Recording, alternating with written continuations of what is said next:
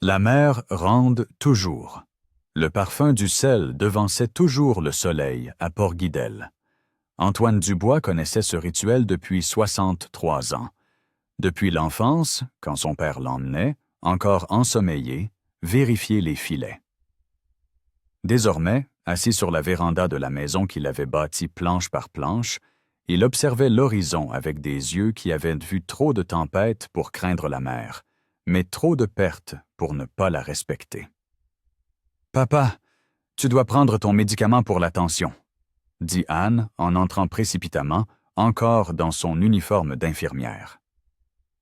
Elle avait enchaîné le service de nuit au centre hospitalier local de Lorient et venait directement, comme toujours. « Je l'ai déjà pris, ma petite, » mentit Antoine avec la naturalité de celui qui protège ses enfants de ses propres soucis. « Comment s'est passé ton service? » Anne connaissait cette diversion, mais la laissa passer. Elle s'assit à côté de son père, ses doigts trouvant automatiquement son pouls, un geste professionnel déguisé en tendresse. Le rythme irrégulier l'inquiéta, mais elle le garda pour elle. « Raphaël a appelé hier, » dit-elle prudemment.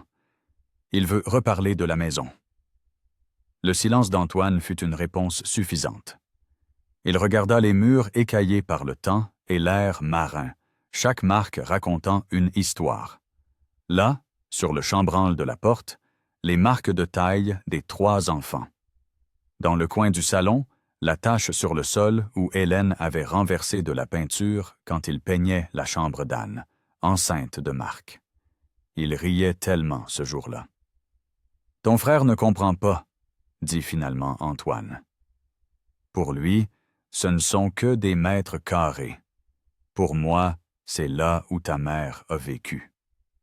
Le téléphone sonna avant qu'Anne ne puisse répondre. C'était Marc, la voix hésitante comme toujours quand le sujet était de la famille.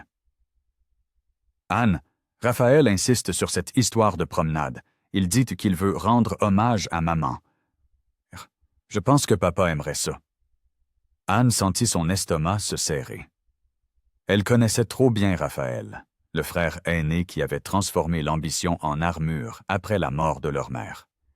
Il ne faisait jamais rien sans arrière-pensée, surtout quand il feignait le sentimentalisme. « Marc, » répondit-elle fermement, « tu sais que Raphaël veut seulement faire pression sur papa concernant les papiers de la maison. » Peut-être qu'il a changé, tenta Marc, toujours le médiateur, croyant toujours que la famille pourrait redevenir ce qu'elle avait été. Peut-être qu'il veut juste réunir tout le monde.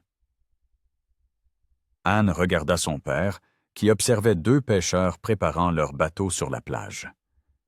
Antoine avait ce regard lointain de celui qui navigue dans les souvenirs.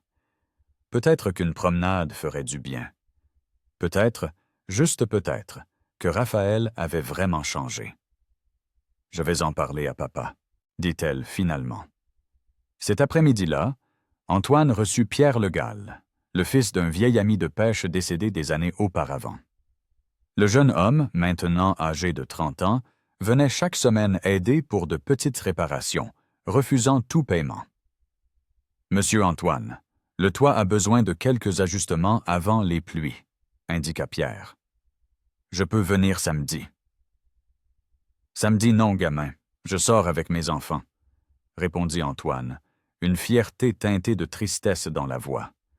Raphaël veut faire une virée, se souvenir d'Hélène. Pierre remarqua l'hésitation. Il connaissait la réputation de Raphaël en ville, agent immobilier qui avait vendu son âme pour une commission, disaient certains. Un homme d'affaires prospère, disaient d'autres. Un fils ingrat, murmuraient les plus âgés. Vous voulez que je vienne avec vous? Je peux aider avec le bateau. Non, Pierre, c'est une affaire de famille. Antoine marqua une pause, puis sortit de sa poche une enveloppe jaunie. Mais rends-moi un service, garde ceci. S'il m'arrive quoi que ce soit, tu le donnes au capitaine Henri Lefebvre. Pierre prit l'enveloppe, sentant le poids de ce qui n'était pas dit. Monsieur Antoine, c'est juste une précaution, gamin. La mer, c'est la mer. On ne sait jamais. La veille de la sortie en mer, Raphaël réunit ses frères et sœurs dans son appartement du seul immeuble de luxe de Port-Guidel. Le contraste avec la maison du père était frappant.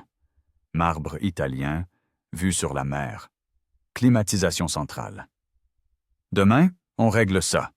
Raphaël servit du whisky importé, ignorant qu'Anne ne buvait pas et que Marc préférait la bière. Papa est vieux, têtu.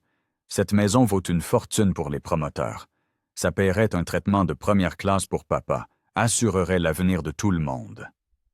Papa ne veut pas vendre, dit simplement Anne. Papa ne sait pas ce qu'il veut. Raphaël explosa, des mois de frustration s'échappant. Il s'accroche à cette masure comme si maman allait revenir. Elle est morte, Anne. Morte parce que nous n'avions pas l'argent pour un traitement privé. Le silence qui suivit fut tranchant. Marc regarda par la fenêtre. Anne serra les poings. Maman est morte parce que c'était son heure, dit Anne lentement, chaque mot pesé. Et papa s'est occupé d'elle jusqu'à la fin. Cette masure était son château, Raphaël, juste parce que tu as honte de tes origines. Je n'ai honte de rien, Raphaël frappa son verre sur la table. Je n'accepte juste pas la misère quand on peut avoir de la dignité. La dignité, dit finalement Marc, ça ne s'achète pas, Raphaël. Papa a plus de dignité dans son petit doigt que toi dans tout cet appartement. Raphaël inspira profondément, se contrôlant. Écoutez, demain sur le bateau, je vais lui parler du testament.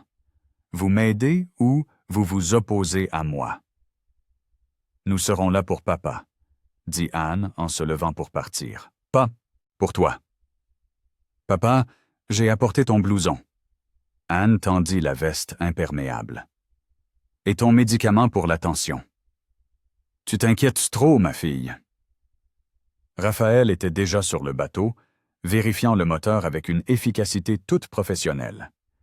Il avait apporté de nouveaux gilets de sauvetage, mais Antoine remarqua qu'il n'y en avait que 3. « Il manque un gilet, mon fils. »« Ah, le fournisseur m'a joué un sale tour, » mentit aisément Raphaël.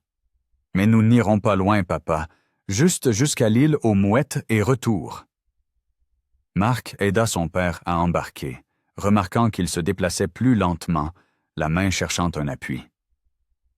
Les années pesaient, mais Antoine avait toujours l'équilibre de celui qui est né en mer. Pendant les premières minutes, c'était presque comme autrefois. Antoine raconta des histoires de pêche avec Hélène, enceinte de Raphaël, nauséeuse mais insistant pour l'accompagner.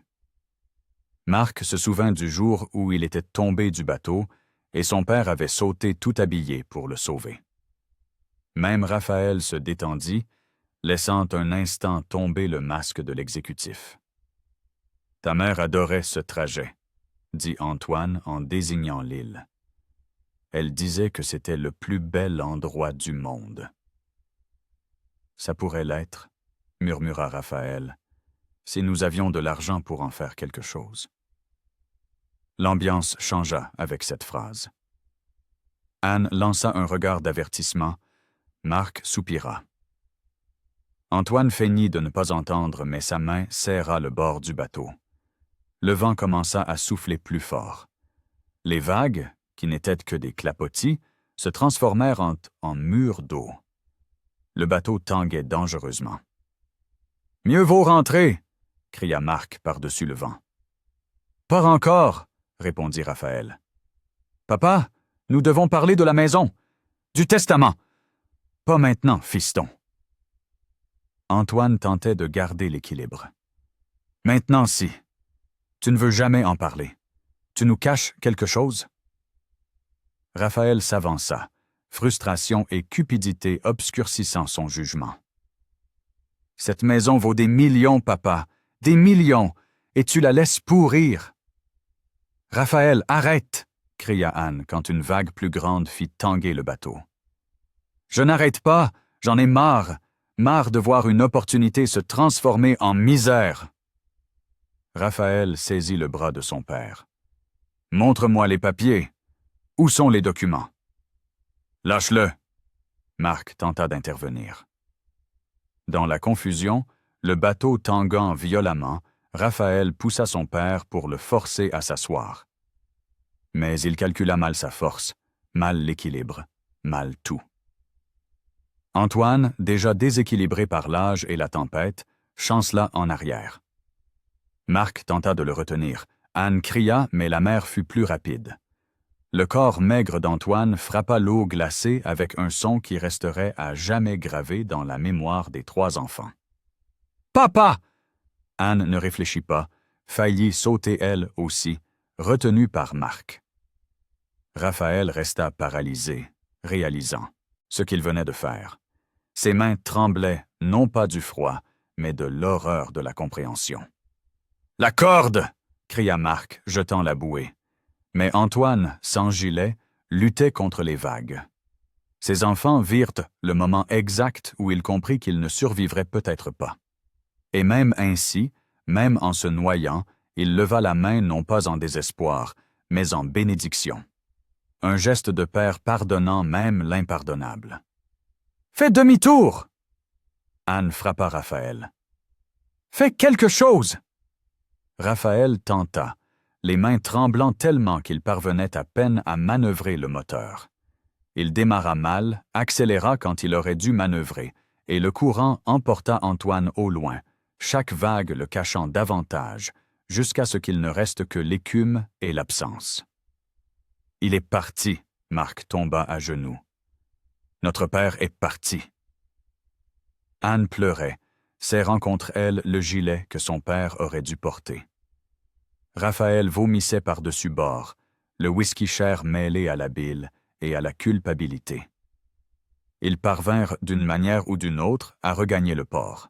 La nouvelle se répandit comme une traînée de poudre. Pierre fut le premier à organiser les recherches, des bateaux sortant dans toutes les directions. Le capitaine Henri Lefebvre initia les procédures, remarquant les incohérences, gilets manquants, témoins rapportant une dispute, l'état des 3 frères. « C'était un accident », répétait Raphaël, plus pour lui-même que pour les autres. Anne était incapable de parler. Marc arpentait la plage comme un somnambule. La ville entière cherchait, mais la mer gardait ses secrets. 2 jours s'écoulèrent. 2 jours d'un enfer personnel pour chaque enfant. Raphaël ne quittait pas sa chambre, revivant l'instant, la poussée, le regard de son père tombant. Anne alternait entre l'hôpital et la plage, comme si elle pouvait prendre soin de son père à distance. Marc buvait et pleurait et buvait. À l'aube du 3e jour, Pierre sentit quelque chose de différent dans l'air.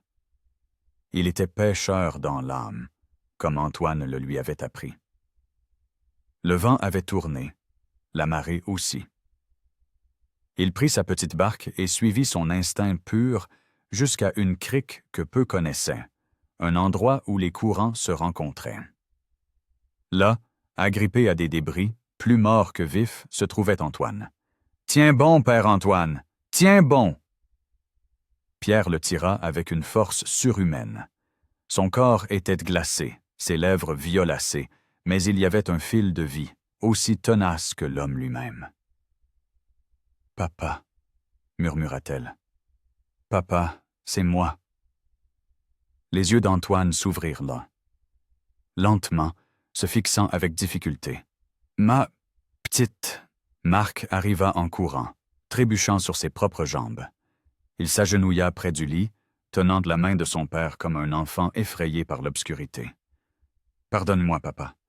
Pardonne-moi de ne pas avoir empêché cela. » Ce n'était pas ta faute.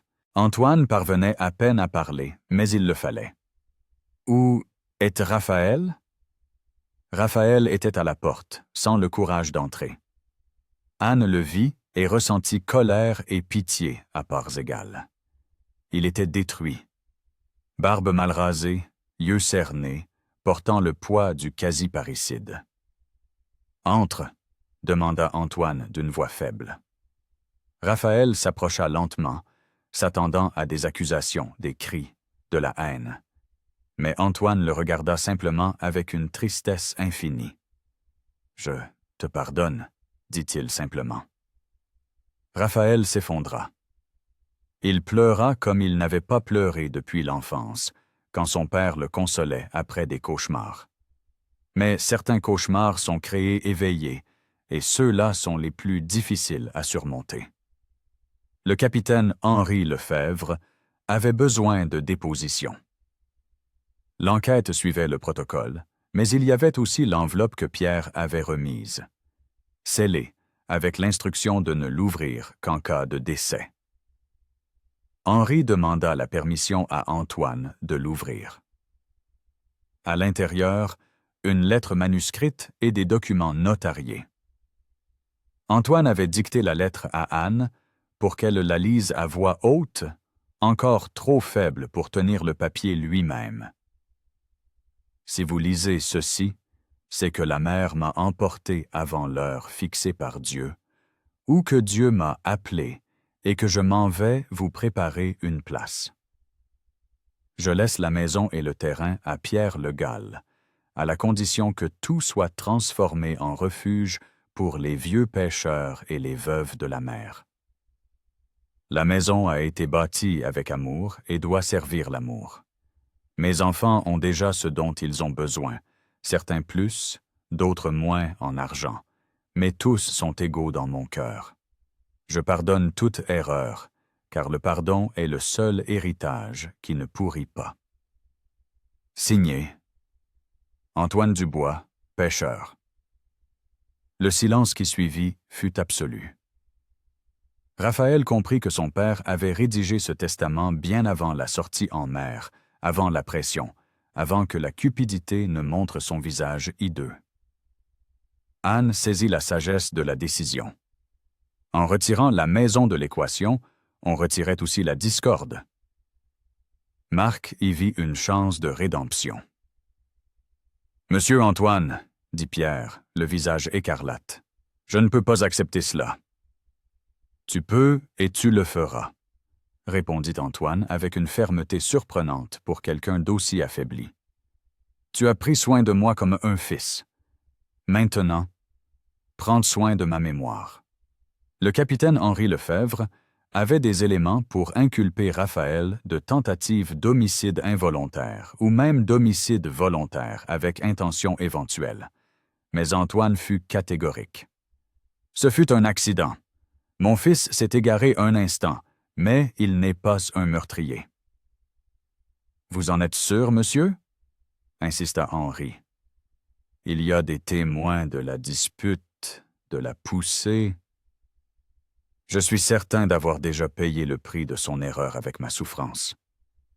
Il paiera avec sa conscience le reste de sa vie. Il n'a pas besoin de prison, il a besoin de pardon.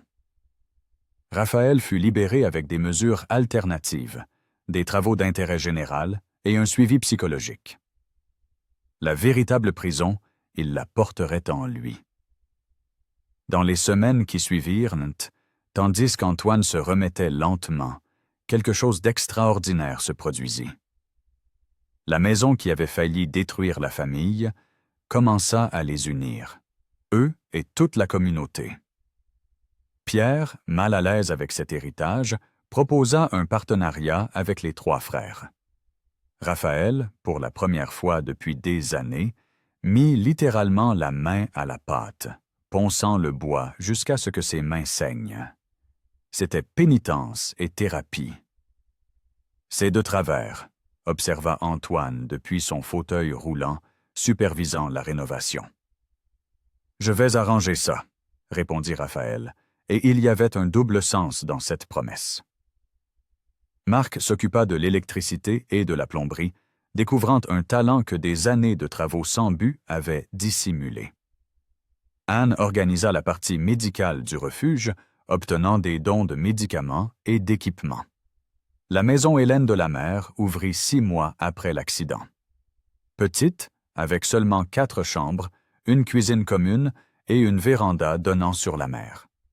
Madame Solange Perrin fut la première résidente officielle. On dirait que l'endroit a une âme, dit-elle en caressant le bois de la véranda. Oui, vraiment, confirma Antoine, l'âme de ceux qui pardonnent. Un jour, Anne trouva une clé USB dans le carnet de son père. L'instruction disait « À ouvrir quand vous serez tous ensemble et en paix ». Ils se sont réunis sur la véranda de la maison refuge. Anne a branché la clé USB sur un vieil ordinateur portable. La voix d'Hélène a empli l'espace, enregistré des semaines avant sa mort. Mes amours, si vous écoutez ceci, vous avez réussi à rester unis malgré tout. Raphaël, mon aîné, ton ambition est une force, mais ne la laisse pas devenir une chaîne. Marc, mon cadet, ta gentillesse est un pont, continue à unir. Anne, ma Benjamine, ton dévouement est une lumière, illumine sans t'éteindre. Antoine, mon amour, tu as été ma mère, parfois calme, parfois houleuse, toujours profonde. Enseigne à nos enfants que le pardon est le seul bateau qui ne coule jamais. Je vous aime tous au-delà de la vie. Raphaël a pleuré dans les bras de son père pour la première fois depuis son enfance. Marc a tenu les mains d'Anne. Antoine a regardé la mer avec le sourire de celui qui a achevé la traversée. Des années plus tard, la maison Hélène de la mer est devenue une référence. Elle n'était ni grande ni luxueuse, mais elle possédait quelque chose que l'argent ne peut acheter. Des histoires de réconciliation, de seconde chance, de pardon. Raphaël est devenu le comptable bénévole du lieu, gérant les donations avec la même obsession qu'il dédiait autrefois au profit. Il a découvert qu'il existe des richesses qui ne se mesurent pas en mètres carrés.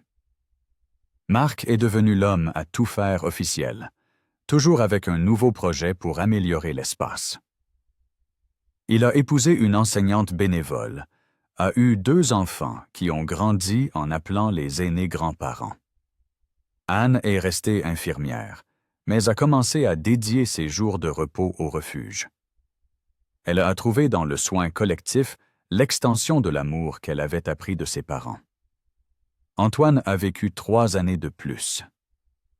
Il est mort dans son sommeil, dans le même lit où Hélène était partie, mais ce lit se trouvait désormais dans une chambre avec vue sur la mer au sein du refuge. Ses dernières paroles notées étaient « La mer rend toujours tout, parfois en débris, parfois en miracle, toujours en leçon. » L'enterrement fut simple, mais toute la ville y a assisté. Raphaël a prononcé le discours. Mon père m'a enseigné qu'il existe 2 types d'héritage, celui qui se compte en chiffres et celui qui se compte en vie touchée. J'ai failli tuer mon père à cause du premier. Il m'a sauvé en m'enseignant le second. Antoine Dubois laisse une maison devenue un foyer pour des dizaines. Il laisse des enfants qui ont appris, tardivement mais à temps, que la famille ne se vend ni ne s'achète. Elle se construit et se pardonne, chaque 5 jours.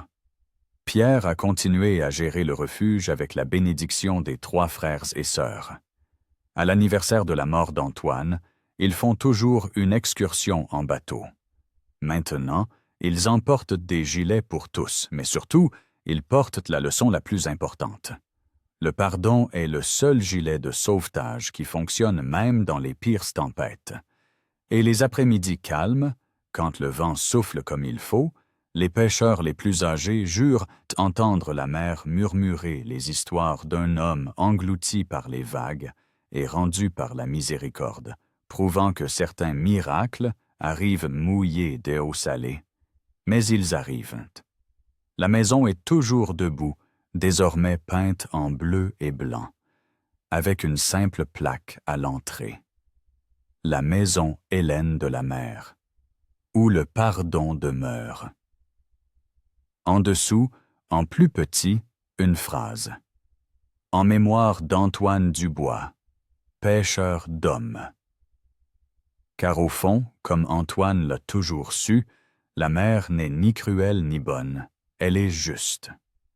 Elle emporte le superflu, restitue l'essentiel et enseigne, vague après vague, que la seule ancre digne d'être portée est l'amour, et le seul port sûr est le pardon.